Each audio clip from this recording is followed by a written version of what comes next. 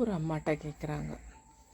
ஒரு மொழிபெயர்க்கிறவங்க பட்டிமன்ற பேச்சாளர், ஏம்மா உங்களுக்கு கல்யாணம் ஆகி எத்தனை வருஷம் ஆச்சு? ஒரு 42 வருஷம் ஆச்சு.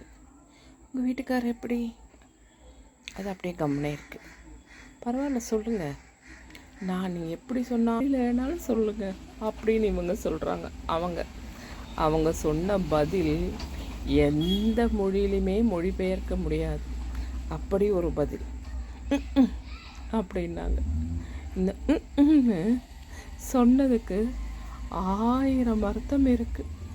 அந்த பெண்கள் எவ்வளவு கஷ்டங்களை அனுபவித்து அதை சொல்லக்கூட முடியாமல் அப்படி இருக்காங்க. அதனால தான் அது அப்படி வெளிப்படுது.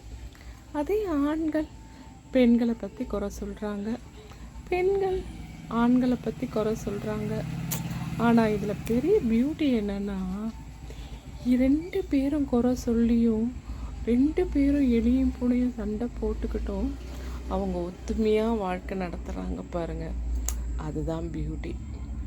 ஏன்னா சிலர் இப்போ 3 மாதம் 1 மாதம் 1 வருஷம் வெட்டிட்டு போக தான் சரியாக இருக்காங்க.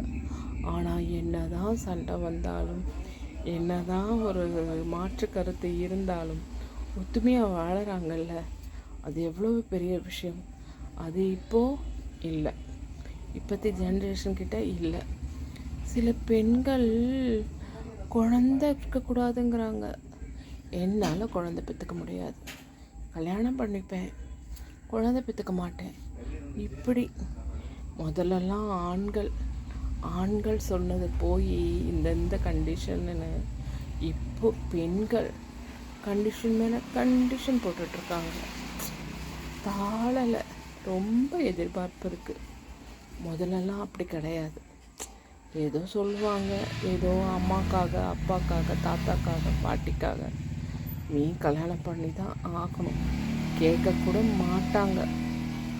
ஹவுஸ் அரெஸ்ட் பண்ணியெல்லாம் கல்யாணம் பண்ணுவாங்க. இந்த மாதிரிலாம் போன காலம் போய் இப்போ பெண்கள் இப்படி இருந்தால் தான் கல்யாணம் பண்ணிப்பேன், குழந்தை பெற்றுக்க மாட்டேன், இப்படிலாம் சொன்னால் எப்படி? ஒரு பொண்ணு டைவர்ஸ் ஆகிட்டு, ஏம்மா என்னாச்சு, 3 மாதத்தில் எப்படிம்மா பிரிவு வந்தது அப்படின்னு கேட்டால் அவள் சொல்கிறா, எங்கும் இல்லாத கொடுமை இது. ஆண்டி காஃபி போட சொல்லிட்டாங்க ஆண்டி, என்ன காஃபி போட சொன்னாங்க, என்ன எப்படி காஃபி போட சொல்லலாம்? பகவானே, இதுக்கெல்லாம் மாடி